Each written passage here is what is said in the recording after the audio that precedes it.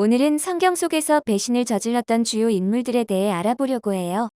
배신은 역사적으로 반복되는 주제로 성경에도 여러 중요한 사건들을 통해 교훈을 전달하는 경우가 많아요. 이 이야기에서는 서로 다른 시대와 상황에서 각기 다른 이유로 배신한 5인물에 대해 살펴보려고 해요. 그럼 한 명씩 자세히 살펴보도록 하겠습니다. 베드로는 예수님의 12제자 중 하나로 본래 이름은 시몬이었어요. 예수님께서 그에게 베드로라는 이름을 주셨는데 이는 반석을 의미해요. 베드로는 초기 기독교의 중요한 인물이자 강한 믿음과 열정을 가진 인물로 알려져 있어요. 그러나 그 역시 인간적인 약함을 보여주며 예수님을 3번 부인하는 배신을 저질렀어요. 베드로는 갈릴리의 어부로 그의 형제 안드레를 통해 예수님을 만나게 되었어요.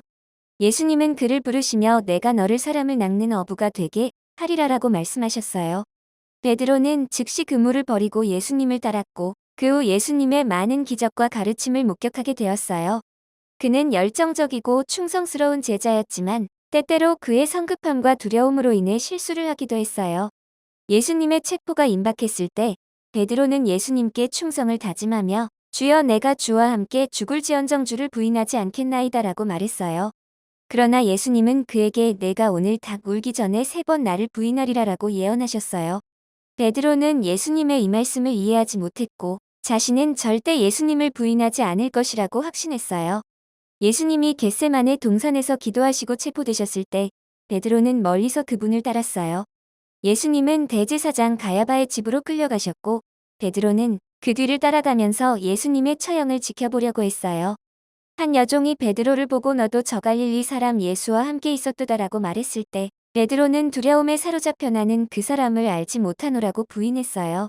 베드로는 다른 사람들에게도 동일한 질문을 받았고 2번째와 3번째로 예수님을 부인했어요. 그는 나는 그 사람을 도무지 알지 못하노라고 강하게 부인했어요. 그 순간 닭이 울었고 베드로는 예수님이 하신 말씀을 기억하며 밖으로 나가서 심히 통곡했어요. 그의 마음은 후회와 죄책감으로 가득 찼어요.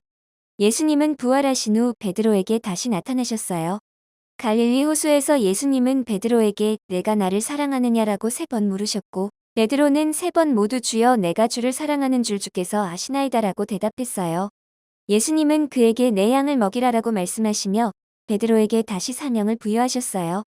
이는 베드로가 3번 예수님을 부인한 것을 다시 3번 사랑을 고백함으로써 회복되는 장면이에요. 베드로의 이야기는 우리에게 인간의 약함과 실수에도 불구하고 하나님의 사랑과 용서가 얼마나 큰지를 보여줘요. 베드로는 자신의 배신과 실수를 통해 겸손해졌고 이후 기독교의 초석이 되는 중요한 역할을 맡게 되었어요. 그는 오순절날 성령을 받아 강력한 설교를 통해 수많은 사람들을 회심시키고 초대 교회의 지도자로서 많은 사역을 감당했어요.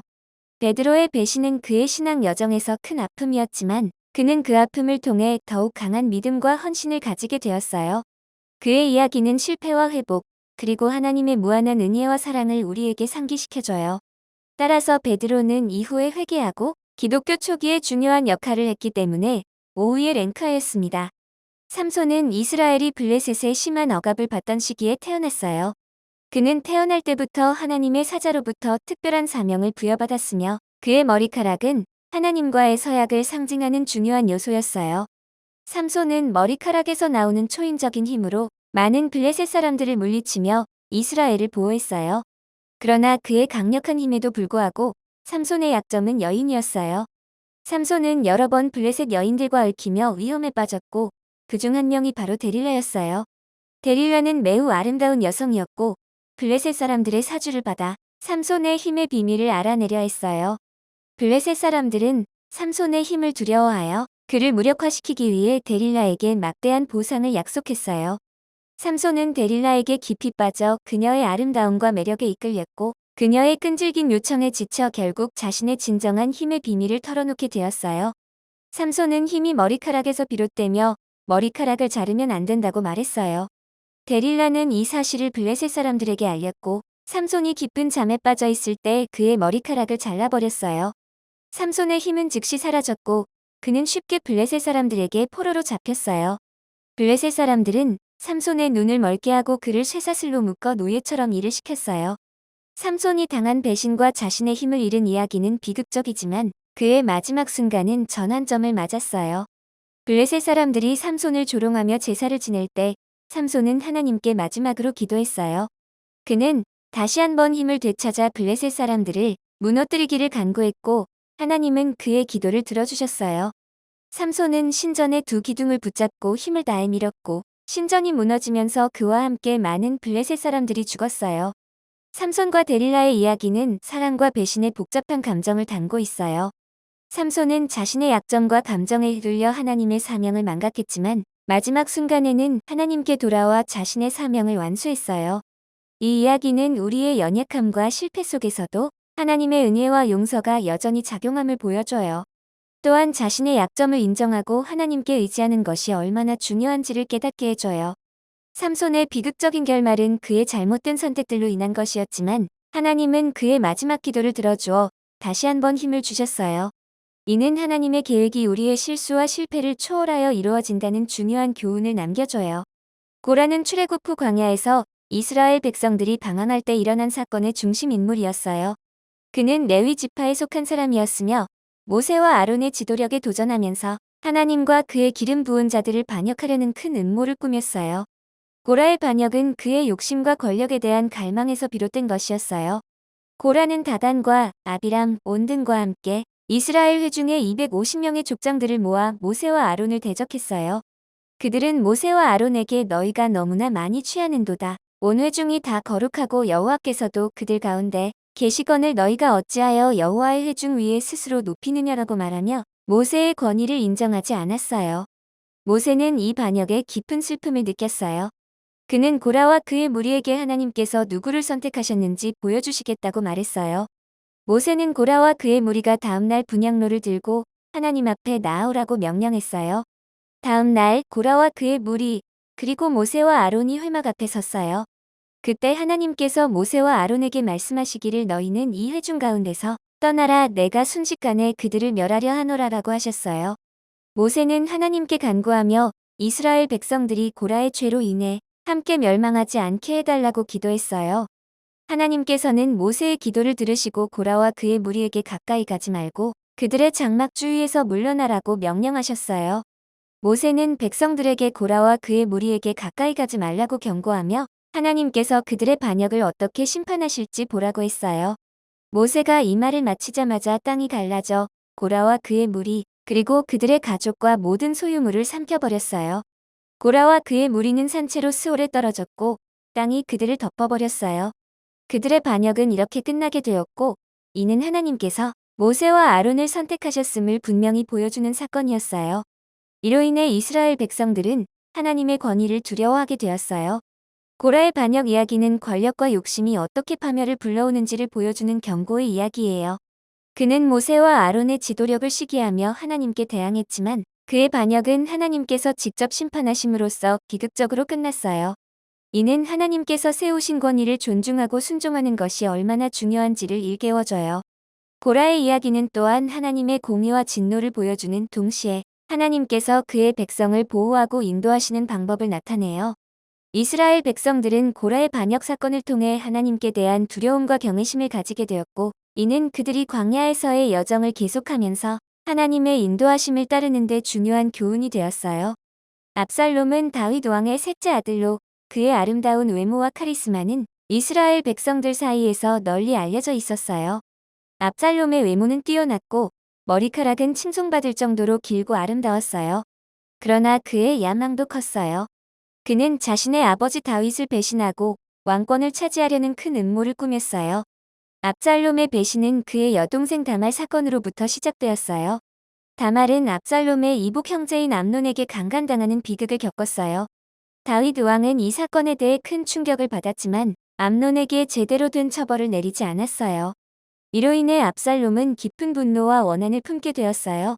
그는 2년 동안 복수를 계획했고 결국 암논을 살해하여 다말의 명예를 회복하려 했어요.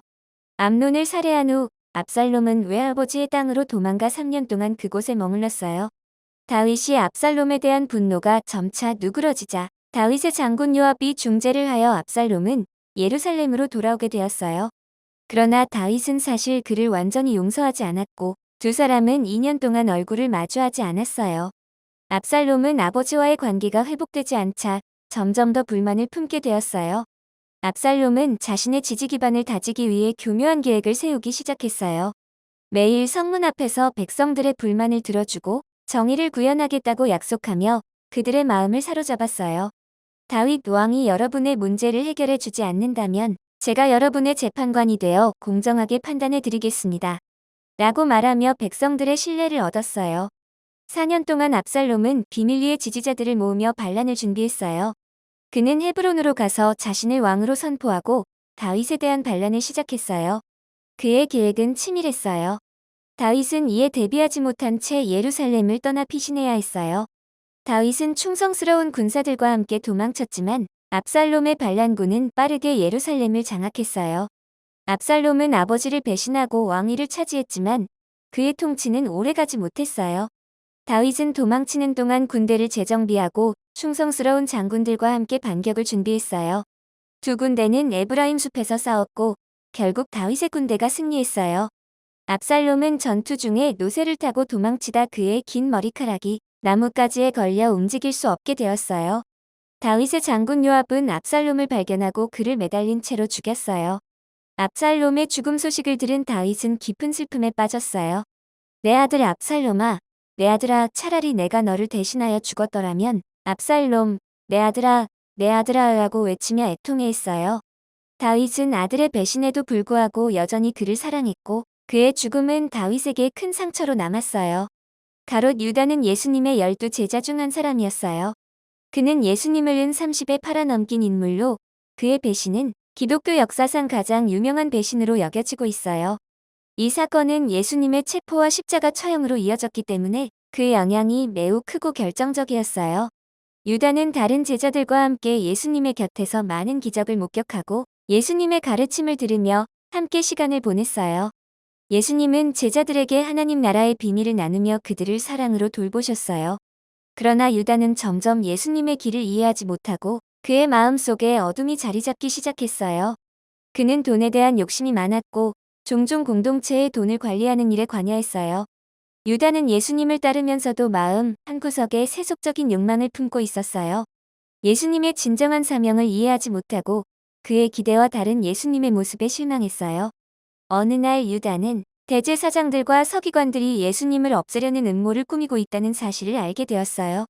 그들은 예수님의 인기가 점점 높아지자 자신들의 권위와 지위가 위태로워질 것을 두려워했어요. 그들은 예수님을 체포할 방도를 찾고 있었고 유다는 은 30을 대가로 예수님을 넘기기로 거래했어요. 유다는 배신의 대가로 받은 은 30을 손에 쥐고 예수님을 체포할 기회를 엿보았어요. 결국 유다는 예수님이 기도하러 가신 겟세마네 동산에서 그를 넘겨주기로 결심했어요. 어두운 밤 유다는 무리를 이끌고 겟세마네 동산으로 갔어요. 그는 예수님께 다가가 인사하며 그분에게 입을 맞췄어요. 이는 체포자들에게 예수님이 누구인지를 알려주는 신호였어요. 예수님은 유다의 배신을 모두 알고 있었지만 그를 비난하지 않고 오히려 유다야, 내가 입맞춤으로 인자를 파느냐? 라고 조용히 물으셨어요. 유다는 예수님의 눈을 똑바로 마주할 수 없었어요. 그의 마음은 죄책감과 후회로 가득 찼지만 이미 모든 것은 늦어버린 상태였어요. 예수님은 체포되어 대제사장들과 장로들 앞에 서게 되었고 유다는 그제서야 자신의 잘못을 뼈저리게 깨달았어요. 그는 받은 은 30을 대제사장들에게 돌려주려 했지만 그들은 냉담하게 거절했어요. 유다는 절망에 빠져 은 30을 성전 바닥에 던지고 스스로 목숨을 끊었어요. 가롯 유다의 배신 이야기는 성경에서 가장 비극적인 이야기 중 하나로 남아있어요.